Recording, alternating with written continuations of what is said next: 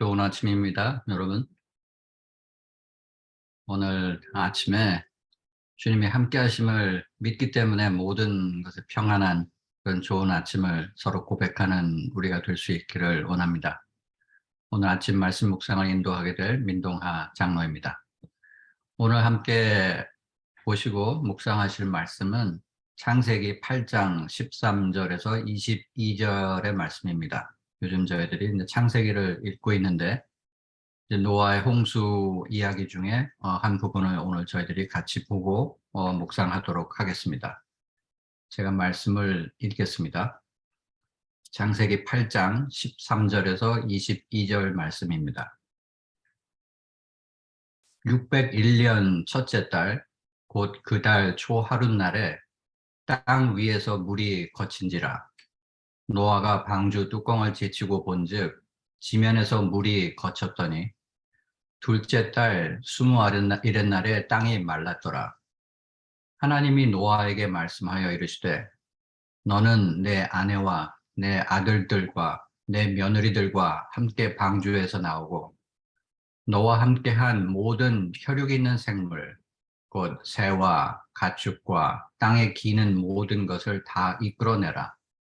이것들이 땅에서 생육하고 땅에서 번성하리라 하시매 노아가 그 아들들과 그의 아내와 그 며느리들과 함께 나왔고 땅 위의 동물 곧 모든 짐승과 모든 기는 것과 모든 새도 그 종류대로 방주에서 나왔더라. 노아가 여호와께 제단을 쌓고 모든 정결한 짐승과 모든 정결한 새 중에서 제물을 취하여 번제로 제단에 드렸더니 여호와께서 그 향기를 받으시고 그 중심에 이르시되 내가 다시는 사람으로 말미암아 땅을 저주하지 아니하리니 이는 사람의 마음이 계획하는 바가 어려서부터 악함이라. 내가 전에 행한 것 같이 모든 생물을 다시 멸하지 아니하리니 땅이 있을 동안에는 심음과 거둠과 추위와 더위와 여름과 겨울과 낮과 밤이 쉬지 아니하리라. 아멘. 이 노아의 홍수 그리고 노아가 짓는 방주 거기에 같이 함께 동행하는 가족들과 동물들 그리고 이제 다음 장에 이어지는 이제 무지개로 나타나는 하나님의 약속의 이야기 이 부분은 신앙생활을 조금 어려서부터 하신 분들은 주일학교에서부터 많이 들어서 익숙하게 알고 계시는 이야기일 겁니다. 들을 때마다 신나고 즐겁고 어렸을 때부터 그림도 많이 그리고 주일학교에서 참 가르치기도 좋고 들으면서도 재미있는 그런 이야기였습니다.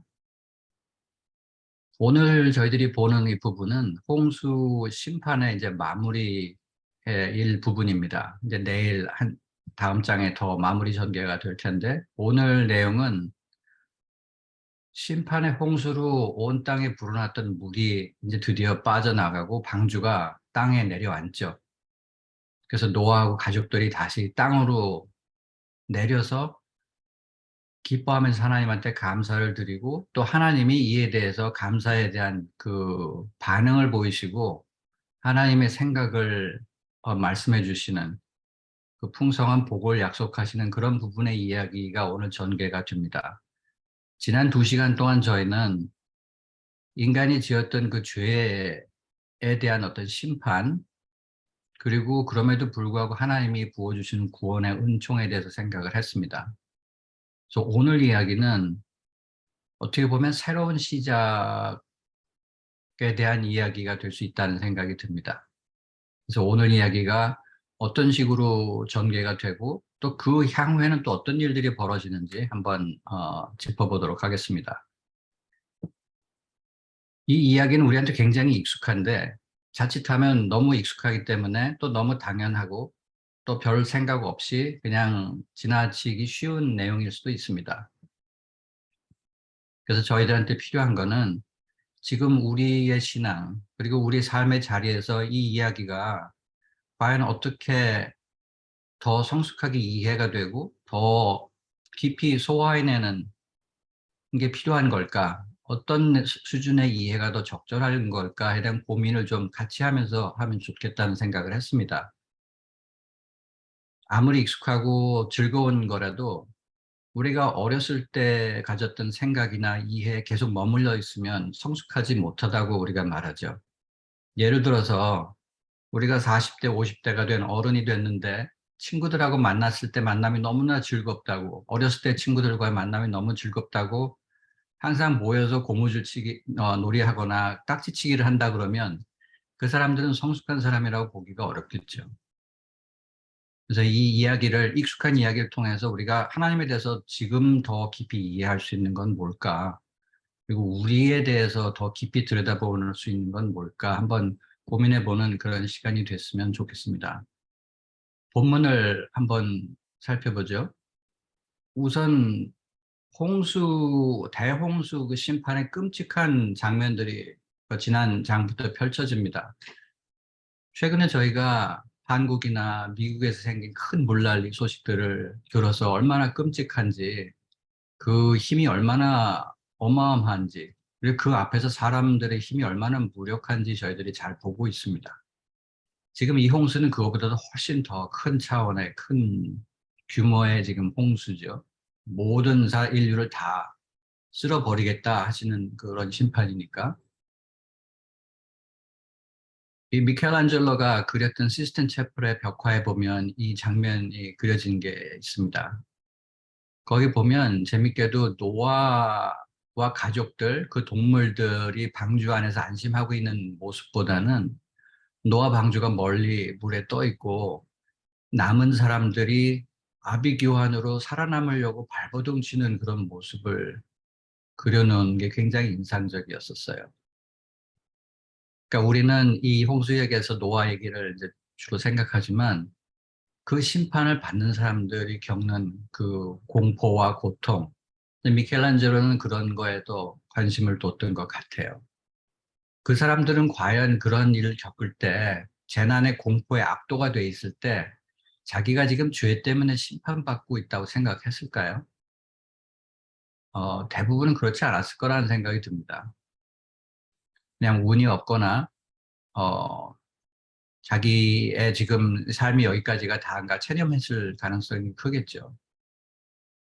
이 전장에 7장에서 저희들이 홍수 가운데 드디어 이제 방주에 들어가는 노아와 가족들, 그리고 그 동물들, 그리고 비가 쏟아지기 시작해서 물이 불어나는 그런 장면을 저희들이 봤습니다. 이제는 한편으로 방주 속에 들어가 있는 노아의 마음은 어땠을까 한번 상상을 해보게 됩니다. 노아의 마음이, 물론 안도의 마음은 있었겠죠. 거기서 비교적 안전하니까. 하지만 정말 담담하고 살았다, 기대와 희망에 부풀어 있었을까요? 아니면 그 안에서도 불안과 두려움 속에서 떨고 있었을까요? 도저히 내가 이거 어떻게 해야 되는지 모르겠어 하는 그 절망에 부딪혀 있었을까요? 방주라는 그 특성상 우리가 성경에도 묘사가 돼 있지만 일반 배하고 다르죠. 아무 동력 장치가 없습니다. 자기가 원하는 대로 갈 수가 없는 구조죠. 조타를 할 수 있는 기능도 없습니다. 돛도 없습니다. 심지어는 떠내려 가서 어디 부딪히는 건 막을 수 있는 내리는 닷도 없어요. 이 얘기는 무작정 표류하는 그런 상황인 거죠. 그래서 언제 내가 어디로 가게 될지, 어디서 땅에 닿을지, 아니면 무슨 사고가 날지 아무것도 알 수가 없이 전적으로 수동적으로 끌려가는 그런 상황이 됐다는 거죠. 저는 제가 그동안에 해온 그 일의 경력상 종종 바다에 나갈 그 기회들이 있었습니다. 배를 타고 또 얕은 연해부터 망망대해까지 항해를 한 경험들이 있는데, 그랬을 때 여러 가지 두려운 그런 상황들이 있어요. 바다에 나갔을 때. 배 크기에 관계없이 혹시 사고가 나지 않을까? 뭐하고 충돌하진 않을까? 뭐에 부딪혀서 좌초하진 않을까? 그래서 가라앉으면 어떻게 하나?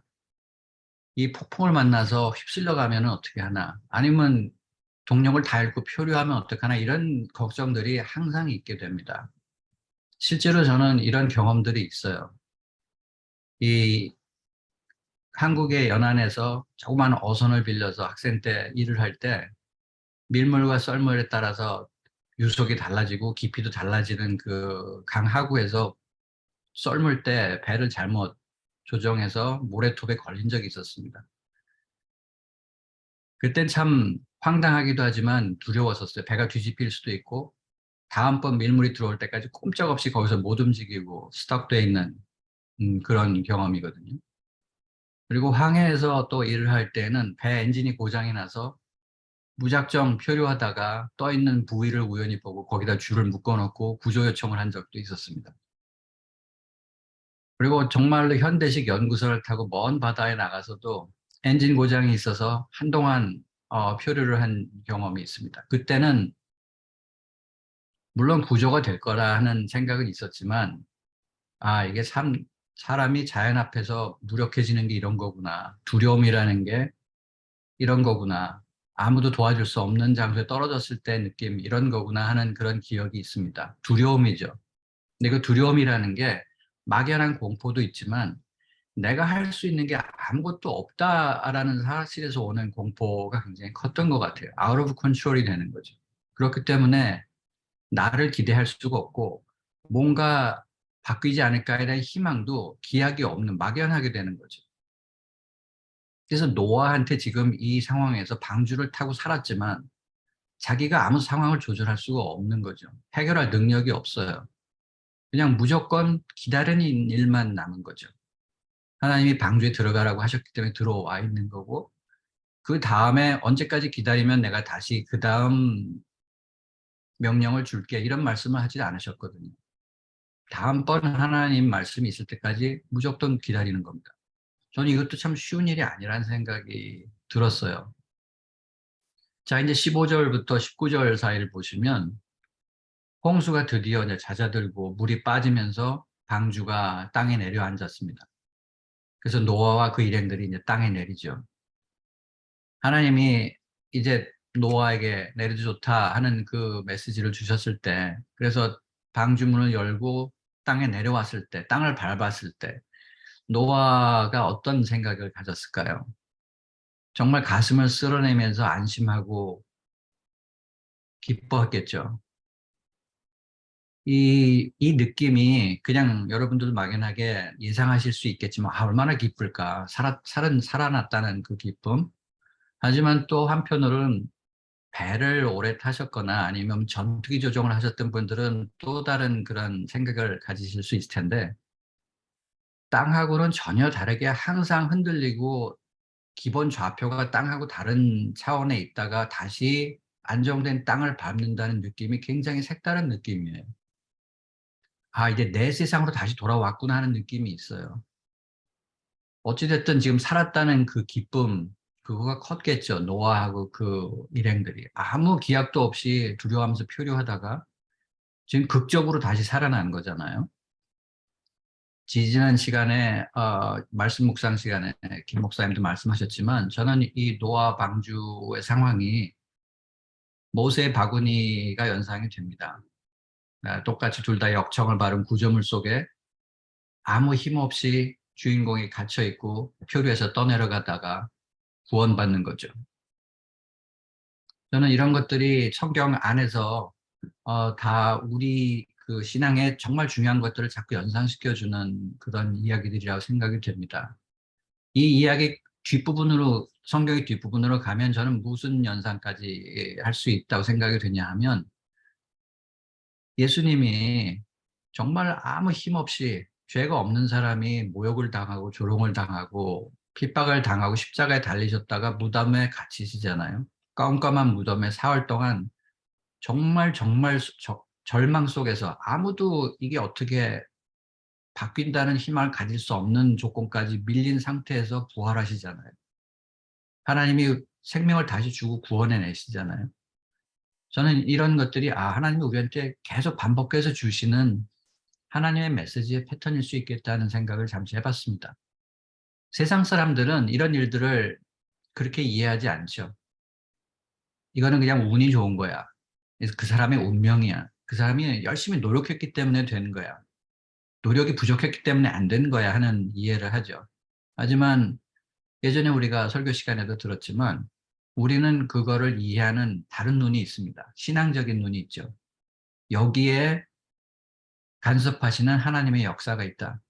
하나님의 섭리가 있다고 믿는 거죠. 그렇다고 객관적 사실을 부정하는 게 아니지만 그걸 넘어서는 하나님이 힘이 작용하고 있다는 걸 믿는 게 우리의 신앙 아니겠어요? 저는 이 노아의 방주 상황도 그런 면에서 우리는 다르게 보는 거죠. 믿음을 가진 사람들은. 신앙이 없는 사람들은 노아의 홍수나 뭐 이 수메르 사람들의 길가메시의 홍수 서사시나 다 비슷비슷한 홍수 얘기인데 뭐가 그렇게 특별하냐 얘기하죠.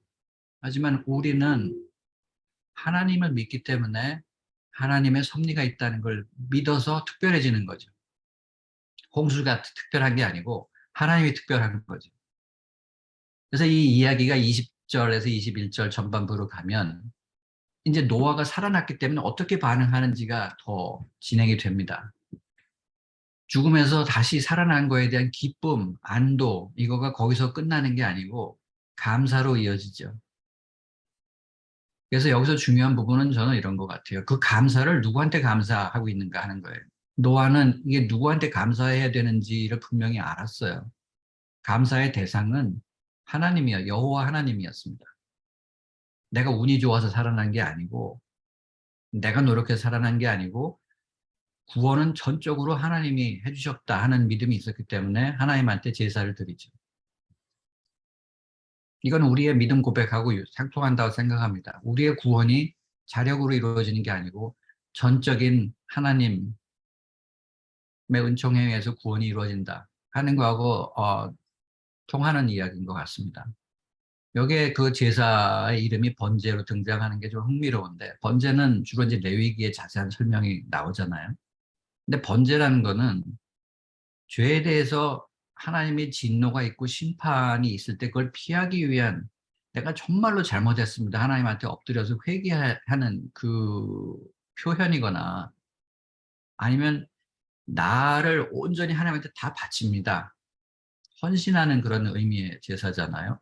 근데 그거를 왜 노아가 번제를 드릴까 하는 걸 저희들이 한번 또 생각해 볼 필요가 있겠습니다.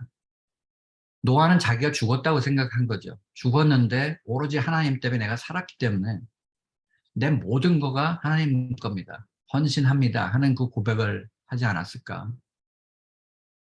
그래서 감사가 한편 중요하고 또 한편으로는 그렇게 얻은 새 삶이기 때문에 잘 살아보겠습니다 하는 그 각오를 동시에 하는 거라는 생각이 들었습니다.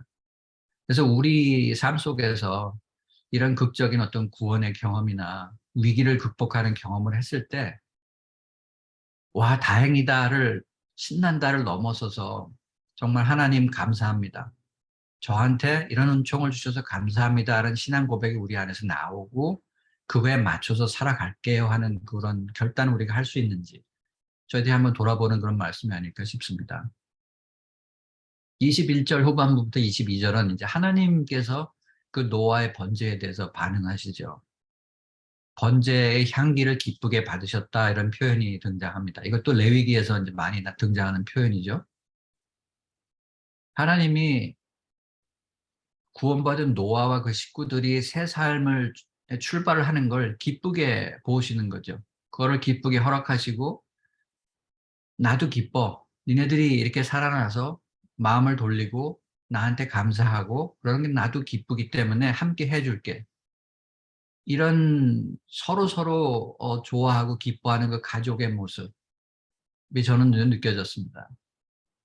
그래서 여태까지 심판에 아주 두렵고 아픈 경험이 있었지만 그걸 넘어서서 새 삶을 얻은 것에 대한 위로 그리고 앞으로 내가 같이 해줄게 하는 그 복의 약속을 해주시는 장면이죠. 여기서 새 하늘과 새 땅의 약속이 되는 거잖아요. 새 출발이죠. 그래서 저희는 요한계시록을 연상할 수밖에 없어요. 예수님이 다시 오실 때 새 하늘과 새 땅이 열린다는 표현을 우리가 비교적 잘 알고 있기 때문에 그런데 이 구약의 첫 부분에 나오는 심판 이후의 새 하늘과 새 땅, 그 의미가 뭘까 하는 거를 좀 생각해 봤습니다. 좀 무슨 의미일까? 표현상으로는 이해가 돼요. 그런데 현실적인 노아가 보는 현실 속에서 새 하늘과 새 땅이 무엇일까요? 하나님이 창조하신 하늘과 땅이 홍수 이후에 바뀌었을까요? 하나님이 창조하신 하늘과 땅은 아마 그대로 있었을 것 같아요. 우리 표현에 상전벽해라는 표현이 있습니다. 10년이 지나면 강산도 바뀐다는 표현이 있지만 하늘하고 땅은 여전히 하나님 섭리하에 그대로 존재해요. 그럼 뭐가 새롭다는 거죠? 뭐가 바뀐 거죠? 이 질문이 저는 예수님 오신 이후에 초대교회가 끊임없이 시달렸던 재림신앙에 대해서 사람들이 의심하고 회의하고 조롱하고 그거에 대해서 우리는 이렇기 때문에 이걸 믿어 정말 열심히 그거를 변론하고 신앙을 지키려고 노력했던 그거하고 연결이 된다는 생각이 듭니다. 세상적인 시각으로 보는 사람들, 신앙을 조롱하는 사람들 눈에는 아무것도 바뀌는 게 없어요. 세상은 그대로 있습니다. 선하게 바뀌는 게 없습니다.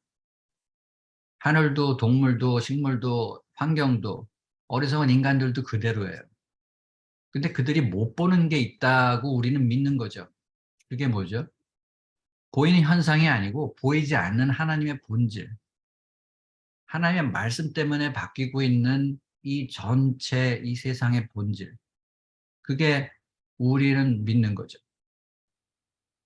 예수님이 오셨을 때는 예수님을 통해서 하나님하고 우리의 관계가 회복이 됐기 때문에 우리한테 천지개벽할 패러다임의 변화가 생겼고 그것 때문에 우리 삶이 통째로 뒤집어져서 바뀌었다 하는 믿음이 있기 때문에 우리는 새하늘과 새 땅을 고백하는 거 아니겠어요? 그걸 못 보는 거 못 겪는 사람들한테는 아무것도 바뀌는 게 없죠. 그래서 저희한테 주어진 큰 은총이 저는 믿음이라고 고백하는 것 같아요. 22절에 보면 또 창조하신 자연의 모든 것들이 조화로운 때를 찾아서 작동하는 그런 세상으로 회복한다는 말씀을 주님께서 하셔요. 하나님께서. 이거는 마치 전도서에서 우리가 본 부분하고 굉장히 유사하죠. 이건 뭘까요? 자연이 창조의 질서나 조화를 따라서 작동해 나가는 게 다시 회복된다는 거 아니겠어요? 근데 좀 전에 말씀드린 것처럼 자연은 계속 작동하고 있어요. 그 회복됐다는 거를 우리가 삶 속에서 느끼는 거. 그렇기 때문에 우리한테는 이게 조화로고 회복이 된 거죠. 믿지 않는 사람들한테는 이 변화가 느껴지지 않을 겁니다.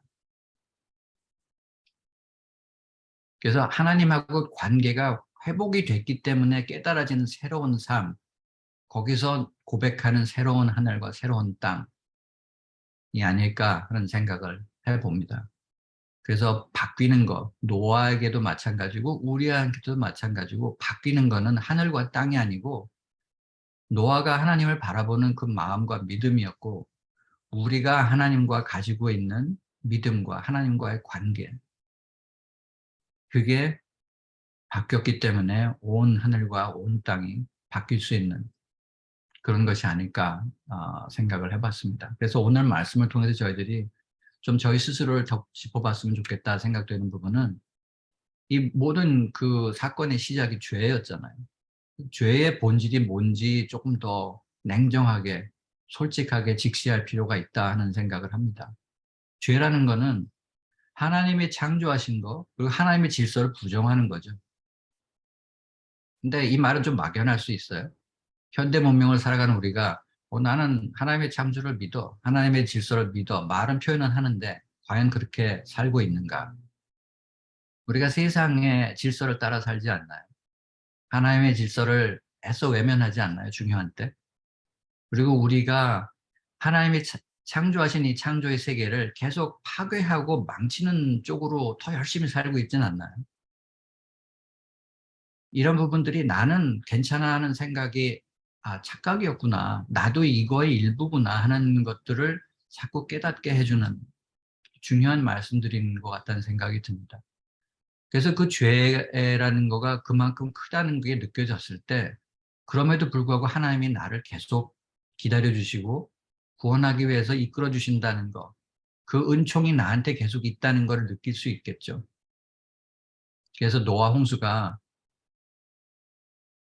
나하고 굉장히 관계가 있는 얘기구나 하는 생각을 해볼 수 있을 것 같습니다. 몇천 년 전에 있었던 드라마틱한 그냥 옛날 얘기가 아니고 나한테도 지금 벌어지고 있는 얘기구나.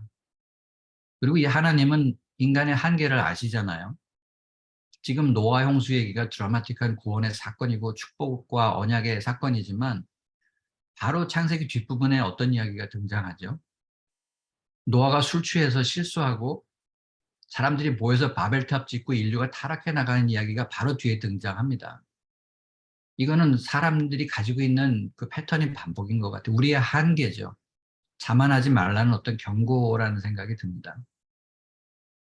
그래서 우리 신앙인으로서는 우리는 예수님이란 존재를 알기 때문에 그분을 통해서 우리가 하나님하고 관계가 다시 회복된다는 것, 새롭게 태어날 수 있다는 것, 그걸 기쁘게 생각하고 기다리고 하나님께 기도할 때에도 하나님 섭리 안에서 내가 살아갈 수 있게 해주세요. 하나님이 통치하시는 이 세상을 나도 느끼고 볼 수 있게 해주세요. 하는 그런 기도를 드릴 수 있으면 좋겠다는 생각이 듭니다. 고린도후서의 바울이 그런 말씀을 하죠. 누구든지 그리스도 안에 있으면 새로운 피조물이라. 이전 것은 지나갔으니 보라, 새 것이 되었도다. 우리가 새 것이 되는 거죠. 믿음 때문에, 하나님 때문에. 여러분께도 오늘 이 말씀들이 좀 새롭게 자극이 되고 새롭게 나를 들여다보는 그런 기회가 되기를 소망합니다. 잠시 같이 기도하시겠습니다. 사랑해 주님, 감사합니다. 오늘 주님께서 저희들에게 주신 노아의 홍수, 그 구원의 사건을 통해 또 저희 스스로를 들여다봅니다. 저희는 참 부족합니다. 또 완악합니다. 저희들이 주님이 얼만큼 저희들을 사랑하시고 안타깝게 인내하며 기다려주시고 은총의 구원을 부어주기 위해서 마음을 쓰고 계신다는 것, 애써 외면하고 잊을 때가 너무 많음을 고백합니다. 주님, 저희가 이 험하고 망가져가는 이 세상 속에서도 여전히 주님의 창조의 질서를 따라서 작동하고 있는 이 세상의 질서, 하나님의 질서, 하나님의 섭리를 저희들이 느끼고 그 속에서 저희들이 동참할 수 있는 그런 삶을 살기를 원합니다. 저희들 믿음의 눈을 키워주시고 믿음 때문에 이 세상과는 다른 세상 사람과는 다른 복을 주님께서 허락하여 주시옵소서. 이 아침 또 이 말씀 산책에 참석하는 이 모든 참석자들 그 마음에 주님께서 복을 부어주셔서 똑같은 복을 함께 누릴 수 있기를 소망합니다. 감사드렸고 예수 그리스도 이름으로 기도드립니다. 자, 오늘 저희들이 합심해서 기도를 했으면 좋겠는 그 내용들을 말씀드리겠습니다. 우선 우리 모두가 각자 주님을 신실하게 믿고 또 두려워할 줄 알고 순종하는 사람들로 살아갈 수 있기를 함께 기도하기를 원합니다. 그리고 그것이 확장돼서 나의 부모, 배우자, 자녀들 또한 하나님과 신실한 관계를 맺고 또 그걸 잘 지켜나갈 수 있기를 함께 기도하기를 원합니다. 그리고 우리 신앙의 공동체가 각자가 그리고 공동체의 모습으로 예수님을 닮아갈 수 있도록 그 안에서 회개가 일어나고 용서가 일어나고 기쁨이 있는 감사가 넘치는 공동체가 될 수 있도록 기도했으면 좋겠습니다. 그리고 우리가 받은 그 구원의 기쁨, 하나님 나라 소식을 다른 사람들한테 저희들이 기쁘게 나눌 수 있기를 우리 공동체에서 가지고 있는 예배, 교육, 선교, 친교 이런 모든 활동에서 하나님의 이름이 드러나고 그 사랑이 우리 안에서 실천이 될 수 있기를 함께 기도하기를 원합니다. 그리고 우리 교회가 가지고 있는 비전들이 하나님 뜻에 합당하게 잘 실천돼 나갈 수 있기를 또 함께 기도하기를 원합니다. 우리 교우들 중에 지금 여러 가지로 불편하거나 아픈 환우들 많이 계십니다. 그분들 여러분들께서 기억하시고 기억해 주시고 위로해 주시고 그 기도를 통해서 응원해 주시기를 원합니다.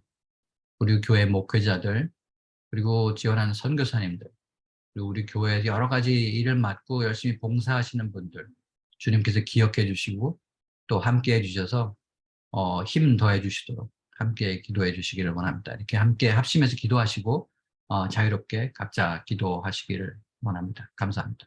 기도하시겠습니다.